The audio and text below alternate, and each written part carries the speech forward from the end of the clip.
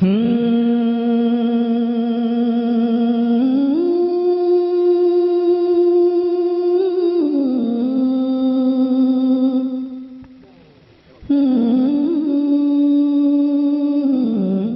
इस साइट पर पहली बार आए हैं तो सब्सक्राइब वाला बटन दबाकर ऑल वाला बेल को क्लिक करें और नए वीडियो के नोटिफिकेशन पहले पाएं।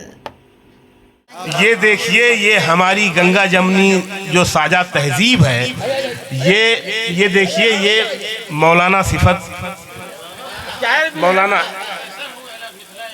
सर, मैं आपको सलाम कर रहा हूँ, मैं आपके आगे हाथ जोड़ रहा हूँ।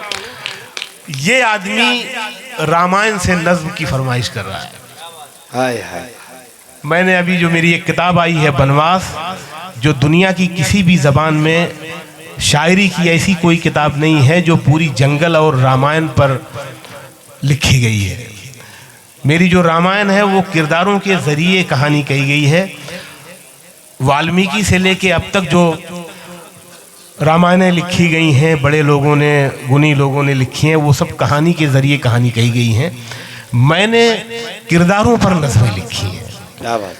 तो मैं बहुत खुश हूँ कि मौलाना ने उस किताब से, रामायण से नज़्म की फरमाइश की है। बहुत शुक्रिया। और अगर हमारे यहाँ पत्रकार हैं तो इस बात को ज़रूर नोट करें और इस बात को फैलाएं ताकि समाज में मोहब्बत बढ़े। मैं रामायण से 2 नज़में सुनाना चाह रहा हूँ और आप उसी मोहब्बत से सुने। ये दोनों किरदार फीमेल किरदार हैं, महिला किरदार हैं। एक किरदार है उर्मिला। उर्मिला राजा जनक की बायोलॉजिकल पुत्री थी। सीता जी खेत से मिली थी, सीता जी बड़ी थी और उर्मिला छोटी थी। उर्मिला की शादी लक्ष्मण से नई हुई है और वनवास का टाइम आ गया है। 14 साल के लिए भगवान राम वनवास को जा रहे हैं और साथ में सीता जी उनकी पत्नी है, वो तो जा ही रही हैं। लेकिन लक्ष्मण जो छोटे भाई हैं वो अपनी भाभी और भैया का ख्याल रखने के लिए उनके साथ 14 बरस के लिए जा रहे हैं। आप सोचिए कि नई जिस लड़की की शादी हुई है, आज की लड़की, आज की औरत 14 बरस तक अपने पति का इंतजार कर सकती है, अपने शौहर का इंतजार कर सकती है? बिल्कुल। इतना बड़ा किरदार है, इतनी कुर्बानी और इतने त्याग का किरदार है। और उस किरदार के बारे में रामायण में सिर्फ 3 लाइनें हैं कि उसको रामायण का हिस्सा नहीं बनाया गया। उसका जो कर्ब है, उसका जो दर्द है, और तो और जब पहली रात, जब ये लोग जंगल में एंटर होते हैं और पहली रात पड़ती है तो लक्ष्मण को नींद आने लगती है। वो झपकी ले रहे हैं और उन्हें लगता है कि यार ये तो मैं सो नहीं सकता, वो मैं तो अपने भैया और भाभी का ख्याल रखने के लिए आया हूँ। तो वो निद्रा देवी की उपासना करते हैं। निद्रा देवी प्रकट होती है, पूछती है कि क्या चाहिए। तो लक्ष्मण कहते हैं कि मैं 14 साल तक सोना नहीं चाहता। निद्रा देवी कहती है ये संभव है, लेकिन इसके बदले में कोई एक खास शख्स ऐसा बताओ जिसको हम तुम्हारी नींदें दे सकें। तो वो अपनी बीवी का नाम लेते हैं जो उर्मिला है। अब सोचिए कि 14 साल तक जो शख्स सोता रहे वो पत्थर हो जाएगा, बेहिस हो जाएगा। अब ये किरदार है उर्मिला और मैं ये नज़्म सुना रहा हूँ। उर्मिला के बारे में मैंने आपको बता दिया। बेटा सुन लेना, ये रामायण हमारी गंगा जमनी तहजीब का एक की धरोहर है, बहुत बड़ी कहानी है। इस कहानी पे जब भी फिल्में बनी है सुपरहिट हुई है। गदर क्या थी? रामायण ही तो थी। मैं सुना रहा हूँ उर्मिला जी सर। राम को जो मिला वनवास गलत था, लेकिन क्या बात। कोई राजा कभी मजबूर भी हो सकता है।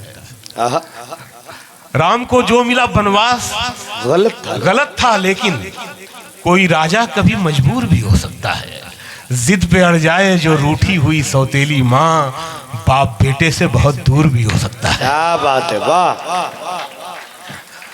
राम को जो मिला वनवास गलत था, लेकिन कोई राजा कभी मजबूर भी हो सकता है। जिद पे अड़ जाए जो रूठी हुई सौतेली माँ, बाप बेटे से बहुत दूर भी हो सकता है। ये जो वनवास था ये खेल हुकूमत का था, और इस खेल में हर दाव सियासत का था। क्या बात है। ये जो वनवास था ये खेल हुकूमत का था, और इस खेल में मोनिका नज्म सुनो, ये जो वनवास था ये खेल हुकूमत का था, और इस खेल में हर दाव सियासत का था। मुल्क जल जाते हैं कितने ही सियासत के लिए, कत्ल हो जाते हैं अपनों के हुकूमत के लिए। वाह। कत्ल हो जाते हैं अपनों के हुकूमत के लिए। घर से जंगल को चले राम जो दुनिया को समेट, उर्मिला को भी चढ़ाया गया वनवास की भेंट। क्या बात। सिर्फ पत्नी ही नहीं खुद को भी कुर्बान किया, छोटे लक्ष्मण ने बड़े राम पे एहसान किया। सिर्फ पत्नी ही नहीं खुद को भी कुर्बान किया, छोटे लक्ष्मण ने बड़े राम पे एहसान किया। दूर रहना पड़ा लक्ष्मण से उसे 14 बरस, वो महल उसके लिए ऐसा था जैसे कि कफस। उर्मिला बेदिलो बेजान थी लक्ष्मण के बगैर, जैसे सिंगार हो कोई किसी दर्पण के बगैर। वाह। उर्मिला बेदिलो बेजान थी लक्ष्मण के बगैर, जैसे सिंगार हो कोई किसी दर्पण के बगैर। दर्द उसका कभी दीवार से निकला ही नहीं, उसमें जो मोम था वो धूप पे पिघला ही नहीं।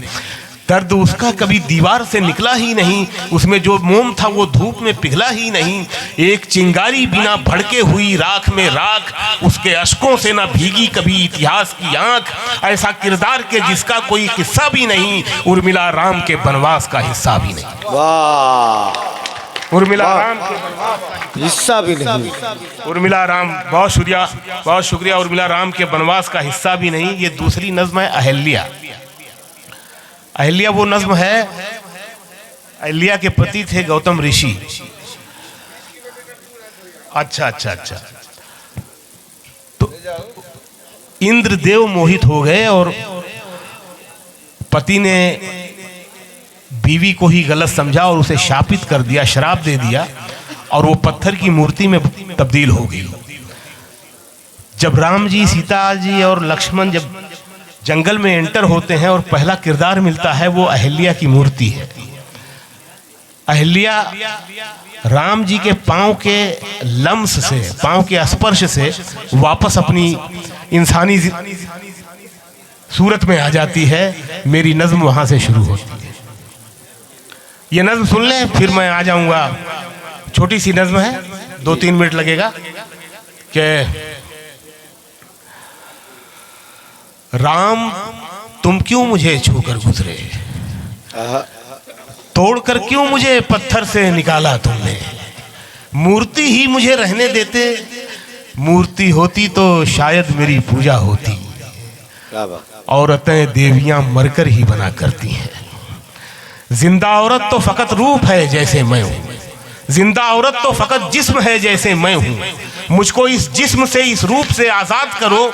ऐसी दुनिया में मेरी रूह को आबाद करो, जिसमें घूरे ना किसी इंद्र की आंखें मुझको, जिसमें फिर से कोई गौतम मुझे शापित ना करे, मेरी मर्जी के बिना मुझ पे हुकूमत ना करे, फिर कोई मर्द मुझे देवी से औरत ना करे। वाह।